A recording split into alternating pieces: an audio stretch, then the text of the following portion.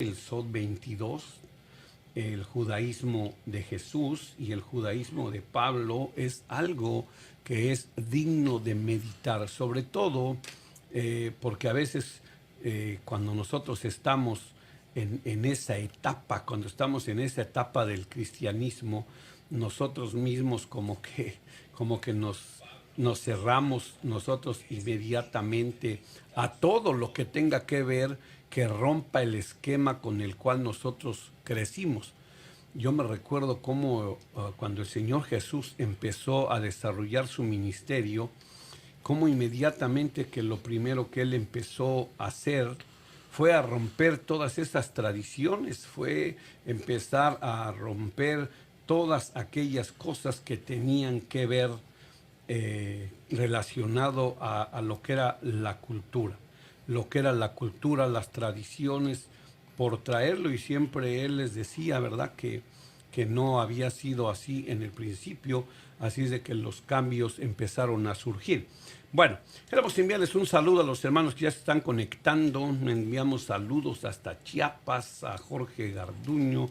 Queremos enviarles saludos también a Esmeralda Rico, a Raúl Dávila, a Oliver, a Cristian y a todos aquellos que les gustaría conocer esto. Son bienvenidos. Les repito, el doctor tiene aproximadamente 9 libros, tenemos aquí registrados, 9 sí, libros. bueno, son 14, pero bueno, 14. Ya me obligó a decir el número. No, es que es... Sí, hay registrados, pero hay anteriores también de la primera etapa de la investigación, que fue sobre el tema de la Inquisición. Wow. En América, porque yo comencé no por los orígenes del cristianismo, sino que comenzó mis investigaciones con los análisis de cuántas personas murieron por manos de la Inquisición en América, en la época colonial, a los judíos que obligadamente la Iglesia Católica quería convertir. Y esto duró mucho tiempo, hasta la independencia de las colonias, ¿no? Esa fue mi primera época de investigación. Lo que pasa es que fueron mis primeros 3 libros, que en general no se publicitan porque tienen que ver con un periodo muy corto de la historia, hasta que yo llego a la reflexión, a la conclusión de cómo es posible que la Iglesia Católica, siguiendo las enseñanzas de un judío, pudiera estar persiguiendo a los judíos. Para mí era una contradicción, y eso me llevó al siglo I, a entender por qué cristianismo y judaísmo se dividieron en el siglo I y el siglo II. Y fue una investigación que me llevó casi 14 años, 15 años, tratar de comprender qué pasó en el siglo I y en el siglo II, desde el punto de vista histórico, teológico, sociopolítico, socioeconómico, para entender las causas de esto. Es decir, yo entendía de que las causas no estaban bien estudiadas y que sobre todo la teología posterior, como usted dijo muy bien cuando me presentó, que dijo en lo que fuimos educados, porque siempre el problema es en lo que fuimos educados, ¿no? Es decir, de repente usted fue educado en que inmediatamente vino Jesús y se rompió con el judaísmo, y no fue así. O yo fui educado como judío en que el Nuevo Testamento no había que leerlo, porque directamente pertenecía a otra religión. Y lo que sucede justamente es una cosa muy interesante. Cuando uno lee el Nuevo Testamento encuentra que hay un componente de judaísmo muy profundo y que hay una continuidad, y al mismo tiempo una discontinuidad. Es decir, en los procesos históricos en general, lo que se da es una continuidad de lo que había antes, pero también un fenómeno nuevo que hace que lentamente ese grupo se vaya rompiendo. Pero no es una ruptura de un día para otro, sino que es una ruptura lenta. Y a mí lo que me impresionó, lo que me interesó, es la evolución de cómo ese grupo de judíos que siguen a Jesús como el Mesías, con el tiempo lentamente van a crear una nueva religión, de lo que ellos no eran conscientes de crear una nueva religión en ningún momento. Ni el propio Pablo, cuando admite a los gentiles dentro de la fe, luego del Concilio de Jerusalén del año 50, capítulo de 15, ¿no?, de Hechos de los Apóstoles, él todavía cree que se está expandiendo Israel. Por eso él habla del Israel espiritual. Y por eso en el último capítulo, el 28 de Hechos de los Apóstoles, el final de la vida de Pablo es la reunión con los dirigentes de la comunidad judía de Roma, porque él sigue pensando de que Israel se está expandiendo. Entonces, ¿qué es lo que sucedió luego? Claro, ya luego en el siglo IV, padres de la Iglesia, apareció la triste teología del reemplazo. Es decir, ahora somos nosotros el verdadero Israel y el antiguo Israel no era. Entonces, esto va contra la teología de Pablo, porque claro, Pablo en Romanos capítulo 11 deja claramente de que es la raíz de Israel la que sostiene las ramas injertadas al olivo. Así es. Pero claro, aquí lo que ha pasado es que hay que hacer un análisis interesante en judaísmo de Yeshua, luego la aparición de Pablo, judaísmo de Saulo de Tarso de San Pablo, y luego qué pasó con la cantidad de gentiles que ingresaron a raíz de esa permisión del Concilio del 50, que cambiaron luego la teología de Pablo, a tal punto de que aparece un fenómeno totalmente paradójico y muy extraño, que es el antijudaísmo cristiano del siglo II. ¿Cómo es posible que pueda aparecer en el siglo II antijudaísmo cristiano cuando el cristianismo tiene origen judío? Es una paradoja. Es decir, ningún cristiano puede ser antijudío en la medida en que está siguiendo las enseñanzas de un judío. Pero se da la paradoja de que había que adaptar el mensaje al Imperio Romano y que ahora el cristianismo estaba más necesitado del mercado romano de que el mercado judío. Por lo tanto, ahora había que vender, en cierta forma, de que los judíos habíamos sido los malhechores del cuento con la muerte de Jesús y no que los romanos habían participado en la responsabilidad, ¿no? Por tanto, hay que hacer un análisis muy tranquilo y pausado de la primera etapa, que lo hice yo en el libro El judaísmo de Jesús, demostrar claramente las conexiones de Yoshua con la Torá, con el judaísmo, siendo que Jesús nació, vivió y murió como judío.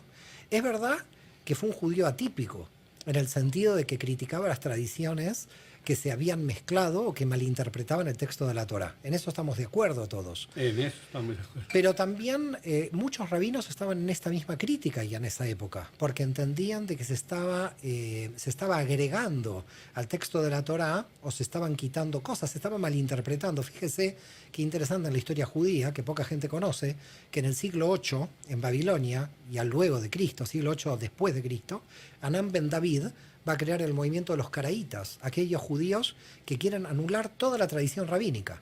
Así que fíjese el caso curioso, 8 siglos después de la aparición de Yoshua, en el propio judaísmo hay un movimiento de decir tenemos que volver a la literalidad de la Torá y no a cargar con la tradición que criticaba Jesús, que había de alguna manera malinterpretado el texto de la Torá.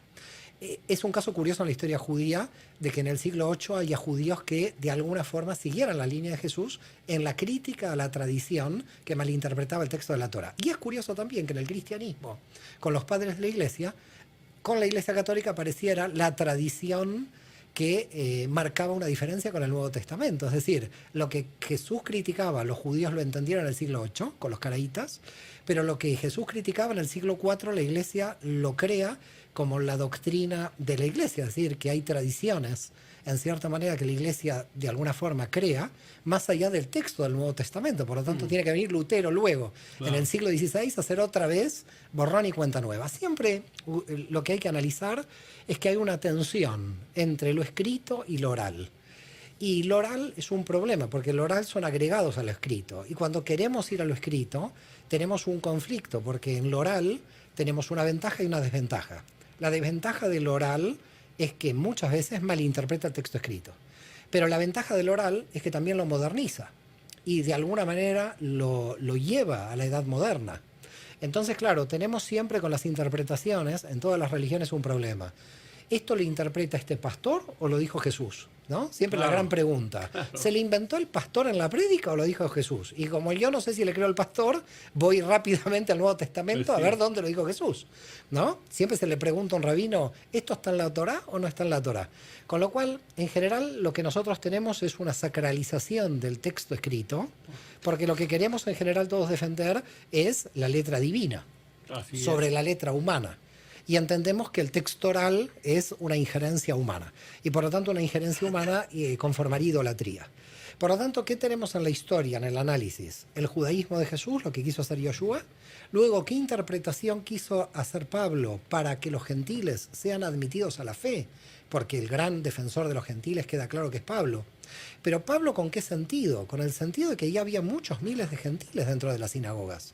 Con lo cual él lo que quería es qué estatus jurídico van a tener los gentiles que ya creen en el Dios de Israel dentro de las sinagogas. Por eso la carta a los romanos y por eso la carta a los gálatas.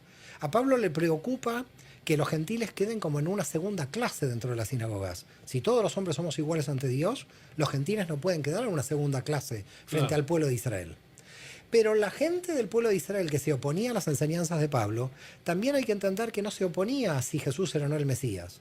La gente judía que se oponía a las enseñanzas de Pablo era gente que pensaba que esos gentiles recién habían dejado la idolatría y que no sabían cuán monoteístas eran. Entonces había como una tensión en realidad entre un Pablo que quería admitir a los gentiles a la fe, porque entendía que todos los hombres somos iguales, y los judíos que no admitían el mensaje de Pablo no tanto por una crítica al mesianismo de Jesús, sino a decir, este hombre que hace 2 días estaba con Zeus, en una orgía en un templo pagano, ¿este hombre realmente es monoteísta, sí o no? Había dudas, había sospechas. Imagínese usted, está hacía 30 años en la sinagoga como judío y le aparece un gentil de hace 2 días. Y Pablo dice, este gentil ahora pertenece a la alianza. Y usted dice, bueno, pero yo hace 30 años que estoy acá adentro en la congregación. ¿Cómo este gentil pertenece a la alianza si hace 2 días entró? Entonces, el temor que se le tiene al discurso de Pablo no es un temor teológico, es un temor sociológico. Es un temor de gentiles que recién son paganos, ¿cómo están entrando a la sinagoga y son admitidos tan libremente por Pablo? Por lo tanto, no hay que leer a Pablo en términos del siglo XXI. Hay que leer a Pablo en términos de qué pasaba en el siglo I, que eso es lo que vamos a plantear en el seminario del sábado. Claro, bueno, pues qué impresionante con esto que dice el doctor Sabán. Recuerde, por eso le decía yo que los orígenes hebreos del cristianismo, porque con muchas de las cosas que usted decía, doctor, por ejemplo, creo que eso mismo sucede hoy en día. Hoy en día igual la gente seguirá teniendo sus propios consejos que van transmitiendo hablado. No solamente una Torah escrita, sino una Torah de boca, interpretada. ¿Por qué? Porque tal como usted lo dijo, es lo mismo que sucede el día de hoy, porque cuántos pastores leen el texto, pero lo interpretan a su manera. Entonces a la gente no se le va a quedar grabado el texto, sino lo que el otro le dijo. Así es. Entonces él también tendrá su Torah hablada. Así es. Al final el problema es que cuando el ser humano quiere interpretar cualquier texto escrito, termina interpretando de alguna manera algo que se va distanciando del texto escrito. Quiere decir que cada varios siglos volvemos al texto escrito porque ya desconfiamos en esa tradición oral que puede estar cada vez alejándose más de ese texto escrito. Además, lo que se trata de hacer desde el punto de vista de la teología es crear un sistema de pensamiento, lo cual a veces en textos que se escribieron en siglos tan diferentes es muy, muy difícil de llegar a conciliarlos, ¿no? Es decir, a conciliar, por ejemplo, el tema del libre albedrío, ¿no? Muchísimos filósofos tienen problemas con el libre albedrío, en el propio cristianismo hay problemas, los calvinistas tienen problemas, está todo predestinado, o hay libre albedrío. ¿Qué pasa aquí? ¿Qué problema tenemos? Hay ciertos temas básicos, ciertos valores que son muy complicados de explicar a la hora de tomar el texto escrito y que a veces requieren de interpretación. Pero claro, la interpretación, es verdad, siempre supone un alejamiento del texto escrito. Por tanto, lo dijo un rabino, lo dijo un pastor, ¿y qué dice el texto escrito? Yo creo que lo más importante sería que cualquiera que predica, en verdad, primero lea cuál es el texto escrito y luego que de alguna forma él deje de entender qué es el texto escrito y cuál es su prédica, para que el feligrés no se confunda, porque si no muchas veces el feligrés sale y dice Jesús dijo esto, no, fue el pastor o fue el rabino el que lo dijo. Con todo respeto a los rabinos y a los pastores lo digo. Claro. Es decir, que creo que sería interesante saber qué dijo el texto escrito, ¿no? Por ejemplo, dice Jesús en el texto de Mateo capítulo 5, ¿no? No penséis que he venido a abolir la ley ni los profetas, he venido a dar cumplimiento. Claro, está diciendo, vine a observar la Torá. Después podemos interpretar qué quiere decir observar la Torá en Jesús, pero queda claro que Jesús se mantiene dentro de la alianza.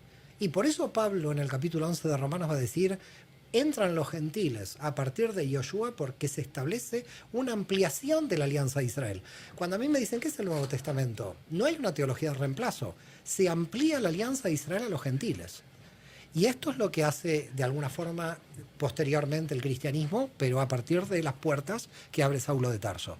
Los gentiles entran a la fe de Israel no por una teología del reemplazo. Lamentablemente, luego de San Justino en el 150 y luego de Melitón de Sardes en el 180, los primeros padres apostólicos de la Iglesia empezaron a decir la Iglesia reemplaza a Israel. Esto no es verdad. Ni en Yoshua es verdad, porque él dice que sigue la Torá de Israel, ni en Saulo de Tarso, porque él dice que la raíz sostiene a los gentiles que se injertan en el olivo. Por lo tanto, ni Yeshua ni Saulo de Tarso. ¿Quién inventa esto? Se inventa en el siglo II. Por eso hay que tener mucho cuidado con las invenciones de tradiciones que van contra el texto original. hay que volver al texto original para darse cuenta de que ellos se mantenían en la tradición de Israel. Queda claro que la novedad, indudablemente, era Yeshua es el Mesías de Israel, pero no salimos de la raíz de Israel. La raíz de Israel nos sostiene, sino el movimiento del siglo II con Marción, del Ponto, el marcionismo que es. Marción dijo, ¿saben lo que tenemos que hacer? Anular todo el Antiguo Testamento, porque ahora el Dios del Nuevo Testamento es un Dios diferente al Dios del Antiguo Testamento. Y lamentablemente muchos cristianos caen en este error. Muchos cristianos creen que el Dios del Antiguo Testamento es el Dios de los judíos y el Dios del Nuevo apareció con Yeshua. Esto es una desgracia teológica. No es así. Entre el Dios del Antiguo y el Dios del Nuevo hay una continuidad dada por el propio Yeshua y también explicitada claramente por Saúl de Tarso. Y esto hay que explicárselo a la gente. Bueno, para mí es impresionante. Tal como usted lo dice, uno de los principales factores en la interpretación, ¿verdad? Porque, como usted dijo, si la gente no sabe o no entiende qué es observar la ley, hay dos posiciones. Por un lado, se dice que Jesús dijo, yo vine a cumplir la ley. Pero por otro lado, hay versiones que dicen, vine para que se cumpla la ley. Entonces, ¿vino a cumplirla o para que se cumpla en él lo que estaba escrito? Lo que pasa que el problema es entender cómo se interpretó luego teológicamente el concepto de ley. Porque el concepto de ley claramente siempre fue la Torá, no los profetas. Claro. El cristianismo entendió que el cumplimiento de la ley era el cumplimiento de las profecías mesiánicas. Entonces ahí entramos en un enredo de cómo definimos primero la ley para saber qué dijo Jesús. Si ponemos en la ley a los profetas, indudablemente un cristiano puede decir, vine a cumplir con las profecías. Si no ponemos a los profetas dentro de la ley, está diciendo que viene a cumplir las observancias de la Torá. Sea una o sea otra, ninguna es un problema a los fines de Yeshua. Es un problema a los fines de hoy el judaísmo y el cristianismo divididos hoy, pero no de Yeshua. Porque si Yeshua se sentía el Mesías, podía decir tanto que observaba la ley como los profetas. De todas maneras, queda claro de que observancia de la ley hay, porque él siendo judío no iba diciendo por ahí que puedan comer jamón.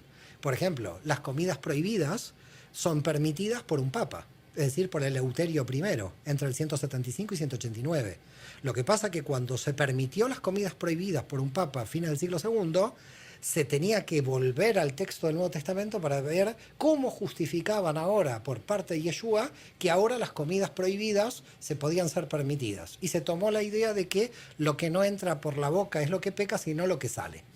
Pero eso no es correcto, porque queda claro que Yeshua no podía andar por Galilea al auditorio judío diciendo coman jamón, porque a ningún rabino lo hubieran escuchado. Claro. Es decir, queda claro que Yeshua o cumplía la Torá como judío o estaba fuera del judaísmo, y queda claro que siempre lo observó claramente.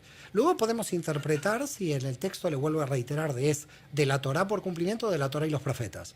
Pero sea la Torá o los profetas, o sea la Torá sola, queda claro que Yeshua observaba la Torá. Así de simple. Es decir, que sea la Torá sola, o sea que observaba la Torá y los profetas, Yeshua observaba la Torá, claro, porque muere observando la Torá. Es más, un Mesías no puede resucitar en Shabbat. Por eso resucita el primer día de la semana. La gente dice, ¿por qué no resucitó antes? Porque no se podía, violaba el Shabbat. Claro. Quiere decir que hasta no entender bien el judaísmo del siglo I, no vamos a poder entender bien a Yeshua. Y el judaísmo de Pablo implica una segunda, de alguna forma, revolución. Si Jesús era un observante de la ética frente a las tradiciones de manipulación de algunos de los grupos fariseos, no de todos, hay que decirlo, Saulo de Tarso tiene como el problema, ¿qué hacemos con los gentiles? ¿Qué hacemos con toda esta gente que está entrando dentro del movimiento que cree en Yeshua, pero que no pertenece al pueblo judío? ¿Se circuncida o no se circuncida? Y el que salva las patatas del fuego, como se dice en mi pueblo, en Argentina, el que salva las patatas del fuego, en realidad no es ni Pablo, ni es ni Pedro, ni es nadie de todos los que están ahí, sino el que dirigía era Jacobo ben Alfeo, es decir, Santiago el menor. El que se dice hermano de Jesús, pero no me quiero meter ahí porque entramos en otro problema. Se lo dejo a los pastores que entiendan que es hermano de Jesús. Entonces, Jacobo ben Alfeo, Santiago el menor, él dice, ahora lo que no se tiene que comer es la carne con su sangre, bueno, el decreto apostólico, que lo pueden leer en el capítulo 15. Es decir, sin la circuncisión, los gentiles pueden ser admitidos en las sinagogas. Ese decreto apostólico, claramente, en Hechos de los Apóstoles, capítulo 15, versículo 21, dice Santiago el menor que está, porque leemos la ley de Moisés todos los sábados en la sinagoga. Quiere decir que todos los apóstoles reunidos en ese concilio no dicen que hemos inventado ahora una nueva ley de Cristo y un Nuevo Testamento, porque el Nuevo Testamento no existía. Lo que dicen todos ellos es, por observancia de la ley de Moisés, que leemos todos los sábados, admitimos a los gentiles sin circuncisión.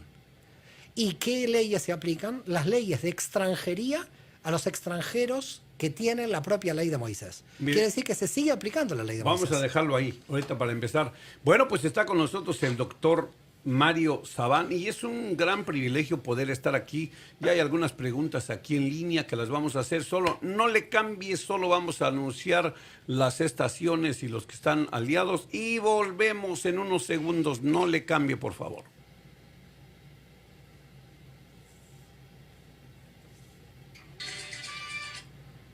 Bueno, qué bueno que no le cambió. Estamos aquí de regreso. Queremos decirle buen provecho a todos los que ya están comiendo, los que están en casita, los que van camino a casa. Qué bueno que están aquí. Bueno, pues esta tarde nos acompaña el doctor Mario Sabán, que ha venido aquí a Los Ángeles para estar el sábado 27, para que van a impartir unos seminarios en el Pierce College. Ahí es donde van a estar realizándose sábado 27 de abril con la conferencia Los orígenes hebreas del cristianismo. Parte de lo que estamos dialogando ahorita con el doctor va a estar exponiéndolo ahí en esta conferencia sábado 27 de abril. Y luego el domingo 28 se va a hablar sobre la mística hebrea. Y para nosotros va a ser, hermano, un gran gozo también poder estar ahí, poder seguir aprendiendo, seguir creciendo. Hay algo que yo he comentado siempre, que nosotros que tenemos el privilegio de alguna manera de enseñar, yo creo que el que no aprende no tiene derecho a enseñar. Así es de que tendríamos que estar nosotros siempre constantemente aprendiendo para siempre estar nosotros aumentando el conocimiento o poder ir renovando el conocimiento para poder aprender, porque como decía David, la suma de tu palabra es la verdad.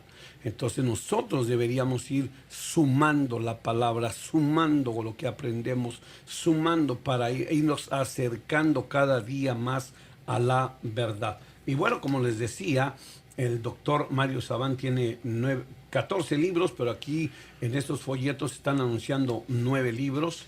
El de Sinagoga Iglesia, esa traslación, quién la hizo, cómo surge. Está un libro que se llama La Cabala, para que usted pueda aprender un poquito realmente qué es, cuáles son los orígenes, quiénes son los precursores actuales de la Cabala. Está el otro del Masé Bereshit, impresionante porque muchas veces, aunque no nos guste, nosotros tendríamos que conocer un poquito del misterio creacional, porque como dice el apóstol Pablo en su carta a los Hebreos, que todas las cosas fueron creadas por Jesús, por Yeshua, y si todo fue creado por Jesús, por Yeshua, Él creó todo en Él, por Él y para Él, fueron creadas todas las cosas. Yo me pregunto si está escrito en la palabra de Dios que Jesús dijo, yo no hago nada de mí mismo, yo lo que veo hacer al Padre, eso es lo que yo hago. Entonces, si Él no hace nada de su propia iniciativa, yo me pregunto, ¿qué creó el Padre para que Jesús como hijo lo viera y después Él creara todo esto que vemos? Porque todo fue creado para Él. Entonces, el Masé Bereshit, el misterio creacional, será muy, muy importante, ¿verdad? Que usted pudiera leer este libro, verlo, aprender realmente a qué se refiere. Porque si usted se pregunta, ¿qué fue lo que creó el Padre? Que Jesús lo vio y entonces dijo, ahora ya me toca crear a mí. ¿Qué creo yo? ¿Qué fue lo que creó el Padre para que Jesús creara todo lo que nosotros conocemos? Bueno, está otro libro, el Sod 22. Bueno, el Sod tiene que ver con aquellos niveles de interpretación que tiene el pueblo judío, ¿verdad? Los niveles, entre ellos está el Sod, que será muy interesante. Está el judaísmo de Jesús, está el sábado hebreo en el cristianismo, está el judaísmo de San Pablo y está las raíces judías del cristianismo. Así es de que nosotros lo invitamos con mucho gusto que usted pueda participar en este sábado 27 o el domingo 28 a estas magnas conferencias que tendrán duración todo el día en el Pierce College. Así es de que está en Woodland Hills. Usted podrá acercarse por ahí para poder tener información de todo lo relacionado con estas conferencias y poder asistir.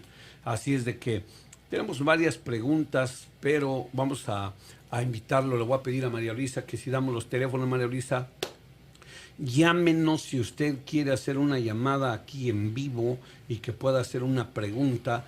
Usted aquí se la pueda contestar el doctor Mario, porque si no, de todas maneras vamos a seguir ahorita nosotros aquí hablando y preguntándole al doctor Mario Sabán. Adelante, María Luisa. Claro que sí, los números de teléfono, si usted desea participar desde Tijuana, puede llamarnos al 664-231-0208, Oregon 541-201-8850. Y desde California y el resto del país puede llamarnos al 562-401-4070. Regresamos con usted. Gracias. Bueno, nos dice aquí Dante Sadot, excelente maestro Mario Sabán. He leído algunos de sus libros. Pastor Federico Rojas desde Toluca también dice que tremendo, cosas que no habíamos escuchado. Bueno, siguiendo un poquito con lo que ya empezamos, doctor. ¿Qué sucede? ¿Qué sucede con qué es lo que va a suceder? ¿Hacia dónde se va a encaminar el futuro? A veces la gente se ofende cuando decimos religioso, porque todo el mundo dice que no es religión. Pero ¿hacia dónde mira usted el futuro si nosotros seguimos manteniendo más las interpretaciones personales, las deducciones personales? Porque muchas veces es más la deducción, la interpretación, que verdaderamente lo que está escrito. Claro, aquí el tema es lo que en hebreo se llama kavaná, intención. La intención, ¿qué quiere decir? Bueno, Pablo lo trata mucho en sus cartas, así que lo vamos a reiterar en cierto modo, ¿no? El orgullo, la ira, el poder, el ego. Si hay detrás estos elementos, en realidad ya configura un aspecto de tinieblas, un aspecto satánico, en el sentido de que si la interpretación es una interpretación que surge del amor y surge del corazón, indudablemente la interpretación es genuina, va en línea de la verdad. Nosotros decimos que la verdad en hebreo emet tiene una relación directa con lo que es Ahavá en hebreo, que es el amor. Entonces, cuando ya hay manipulaciones de ego, manipulaciones de poder, hay que tener mucho cuidado, porque en realidad estaríamos hablando de que en el reino es un reino de compañeros, no de jerarquías. Desde el punto de vista de la mística se habla de que el reino mesiánico va a ser circular, no va a ser jerárquico, que las jerarquías van a desaparecer porque todos vamos a ser iguales ante Dios. De hecho, somos iguales ante Dios. Dice el texto bíblico, pueblo de sacerdotes, nación santa. ¿Esto qué quiere decir? Que todos somos sacerdotes, que no hay sacerdotes y laicos, que cualquier laico podría ser sacerdote y de hecho debe ser sacerdote. Por eso hay un texto en Isaías que para mí es claro. ¿Cuándo se va a producir la redención? Cuando cada uno sea maestro de sí mismo. Es decir, cuando desaparezca el orden jerárquico que nosotros tenemos hoy. Pero el problema es que seguimos teniendo orden jerárquico porque la gente no se forma, la gente no se instruye y la gente no puede debatir. El día en que la gente aumente el nivel de conciencia, el ego y el poder van a desaparecer porque no van a ajustarse directamente a lo que la gente va a leer. Y esto ya está sucediendo. Lo que está sucediendo hoy es que las feligresías con internet y con la lectura se están volviendo mucho más alfabetizadas que los propios dirigentes. ¡Wow! Y por lo tanto, lo que va a venir ahora es, yo creo, una revolución del laicado. Y por eso yo entiendo lo que usted plantea, de que la gente no le guste lo religioso, sino lo espiritual. Lo entiendo claramente porque también lo vivo en Barcelona, donde tengo mi sede de estudios, ¿no? La gente, ¿por qué quiere ir al mundo espiritual? Porque la religión la asocian con el poder, la asocian con el ego, la asocian con intereses. Y por lo tanto la gente quiere suba de nivel de conciencia, a nivel personal, ¿no? Es decir, lo que hay que tratar de tener en claro que el reino no es del exterior de la materia, es interior. Cuando en Lucas le preguntan a Jesús dónde está el reino, Yoshua dice, el reino está dentro de vosotros. ¿Qué quiere decir esto que está dentro de vosotros? Porque él decía, búsquenlo ahí, no va a estar, búsquenlo allá, no va a estar. Es que no va a estar en ninguna parte. Entonces, si yo voy a tomar a un salvador que me va a decir dónde está el reino, es ya mentira, porque sé que el reino está dentro mío. Ahora, si el reino está dentro mío, está diciendo Yoshua, yo lo tengo que buscar dentro mío. Los grandes cabalistas y místicos judíos medievales van por esa misma línea. Cuando habla Abraham Abulafi en el siglo XIII, el Mesías está en tu interior. Y cuando Jesús está diciendo que el reino está en el interior de cada uno, está en la misma línea. Pero esa línea es muy difícil porque la gente se siente insegura y transfiere el poder a sus dirigentes. Ahora le vuelvo a reiterar, esto está cambiando, por eso yo soy muy positivo con el cambio que viene. Pero el cambio que viene va a ser un gran desafío para los dirigentes que se van a tener que preparar y mucho para responder a los debates de su propia feligresía. No tienen hoy los pastores ni los rabinos feligresías de hace 100 años que había gente no preparada y no estudiosa. Hoy la gran mayoría de la gente está muy preparada y muy estudiosa para debatir. Por lo tanto, se van a caer aquellos que vendan un dogmatismo por jerarquía. Se van a mantener quien realmente abran el libre debate y no le tengan miedo a debatir. Los dogmáticos que se mantengan en el ego y en el poder no van a poder aguantar sus propias congregaciones. Ya van 3 veces que menciona usted esta palabra entre el poder y el dominio. Así es. ¿Por qué, en qué momento usted, doctor, ve que surja eso? Una cosa es, tal como lo dijo Jesús, porque Jesús dijo, él reconoció, admiró a aquel personaje que él dijo, yo también soy hombre bajo autoridad. Pero también Jesús dijo, ora a Dios al Padre en lo secreto. Sí. Entonces, ¿qué quiere decir? Que en lo secreto podemos estar en conexión con Dios sin autoridad, porque la única autoridad es Dios. Perfecto. Me ¿Qué parece hacemos? muy bien. Pero la pregunta es... Empezó el debate, me gusta sí, esto. ¿dónde se perdió el caminar bajo autoridad por entrar al dominionismo? Cuando entramos al Imperio Romano. Oh. Cuando la Iglesia tomó el poder en el Imperio Romano. Pero ese es que fue también... un momento decisivo. No, antes había organizaciones comunitarias, queda claro. Pero cuando se asocia la Iglesia en el siglo IV al poder en el Imperio Romano, empieza la persecución a aquellos que no piensan como ella con las legiones romanas. Pero es lo Ahí que pasa se hoy dio... en día todavía. ¿Cómo, perdón? Es lo que pasa hoy en día todavía. Que lamentablemente sigue pasando. Que claro todavía que sí. dicen, usted no piensa como yo, entonces usted no es de los míos. Y bueno, cuando un pastor, en vez de amar al prójimo, le dice, como usted no piensa como yo, salga de la congregación. Exactamente. Y bueno, entonces estamos fuera de la verdad, como decía Jesús. Porque ¿qué autoridad tiene alguien para sacar a alguien de la comunidad si es imagen de Dios? Si es imagen de Dios usted, y usted está en mi comunidad y piensa diferente, ¿cómo yo lo voy a expulsar de una comunidad a usted? Si usted es imagen de Dios. Quiere decir que si yo lo expulso, yo soy un idólatra de mí mismo. Wow. Porque yo creo que tengo un poder no derivado de Dios. Qué terrible. Eso es exactamente lo mismo. Por eso le decía, eso es exactamente lo que hoy entonces estamos mirando, ¿verdad? Porque a veces criticamos o la ignorancia que a veces se tiene de quiénes son los fariseos, pero como ven que se les dice, hay de vosotros, escribas y fariseos, hipócritas, entonces ya creemos que es malo ser un fariseo, que porque son unos sectaristas. Pero ¿no está pasando lo mismo hoy en día en las religiones? Porque el ser humano es imperfecto y hay que tener mucha misericordia del ser humano. El ser humano es imperfecto porque está inseguro de sí mismo y necesita seguir un gurú. Y el gurú está inseguro de sí mismo y por eso necesita inflar el ego. Así que el gurú está inseguro y el que lo sigue está inseguro. Es un desastre. La estamos pasando bien acá. Yo me parece que me quedo en California. Sí. Si me dejan un mes, me quedo en California. Sí, excelente. ¿Qué te parece? No, sería ¿Estás contento? Sería excelente. ¿Por qué? Porque realmente es impresionante. La gente siempre que oye algo relacionado con el misterio, como hablábamos un poquito del libro del misterio creacional, ¿verdad? Como el misterio del Merkebah. ¿Cómo la gente poder creer que Dios puede tomar a alguien y trasladarlo si no tiene una conciencia de Merkebah? ¿Cómo creer realmente que un día van a ser trasladados o arrebatados si no hay esa conciencia del Merkebah? ¿Qué es? La gente no sabe ni le interesa conocer. Claro, usted habló antes, que estoy totalmente de acuerdo y me gustó mucho, por eso tomé nota de lo que usted mismo dice, porque me resulta muy edificante, cuando dice, nadie hacemos en propia iniciativa, ¿no? Todo lo hacemos por iniciativa divina. Sí.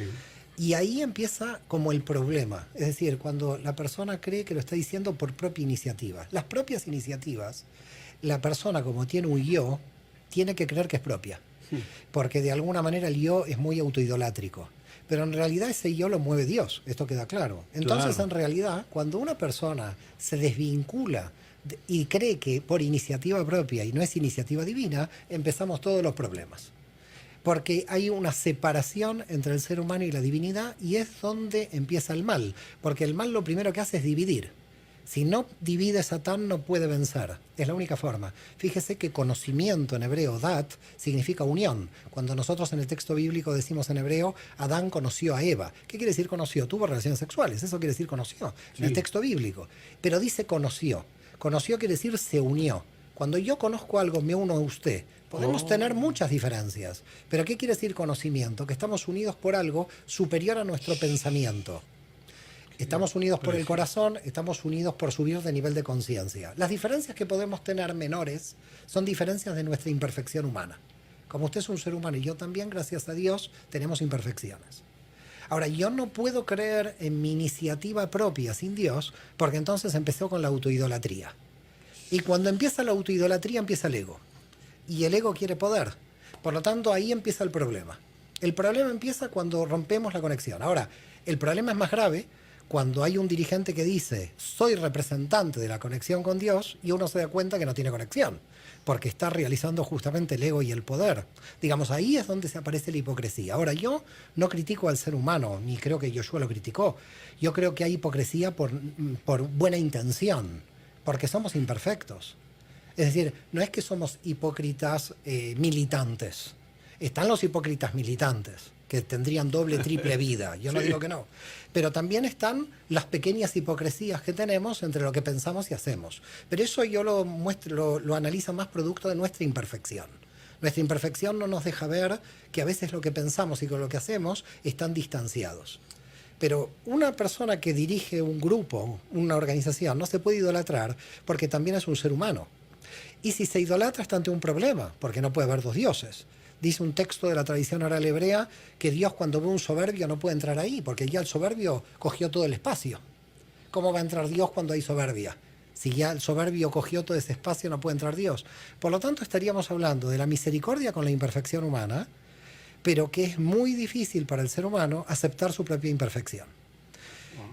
Y esto es el problema en que estamos. Cuando alguien se cree perfecto, estamos perdidos, porque ahí no puede haber Dios, no hay conexión.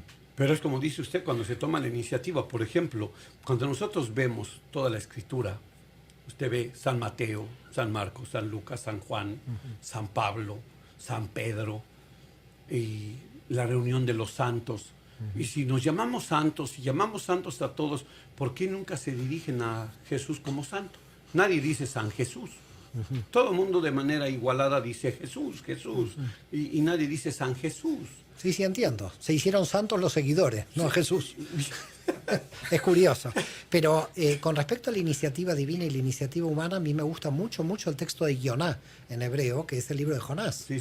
¿No? Cuando él decide, bueno, mira, yo el mandato divino donde me lleve Dios, yo no quiero, yo me voy para el otro lado. Sí, Dios dice, te vas para el otro lado, pero aquí el juego no es así. El juego lo juegas bajo mis reglas, ¿no? Sí. Entonces, en realidad, bajo las reglas divinas, Jonás tiene que volver a Nínive. Al final no es ni Nínive la que tiene que ser enseñada, sino el propio Jonás, que se da cuenta que cuidando tanto a su pequeño arbolito que queda destruido. Entonces, aquí yo creo que la base central es, somos imperfectos. Sí. Admitir la imperfección, a mi modo de ver, es un signo de humildad. Los que tienen el poder son los primeros que tienen que admitir esta humildad y admitir de que, porque claro, un dogma es un becerro de oro.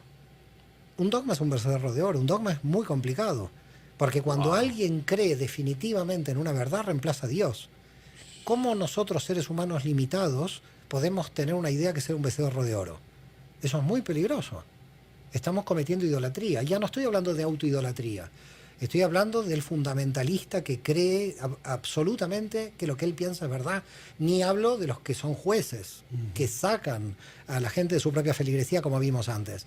Por lo tanto, si la verdad me hará libre, a veces uno prefiere ser libre como Abraham y quedarse solo. Wow. Una de las cosas que nosotros podemos ver todavía hasta el día de hoy, ¿verdad? Como usted lo dijo, esa imperfección que venimos arrastrando. ¿Por qué siempre el ser humano busca el culpable? ¿Por qué siempre, y dentro del cristianismo, la feligresía? Es fácil la respuesta, porque no puede ver a Satán en su interior. Porque como en el huerto, desde ahí empezaron a buscar la culpa, a echar la culpa. El problema del Génesis, cuando la serpiente, que está mal dicho, en hebreo no es la serpiente, es el serpiente, era masculino, no era femenina la serpiente.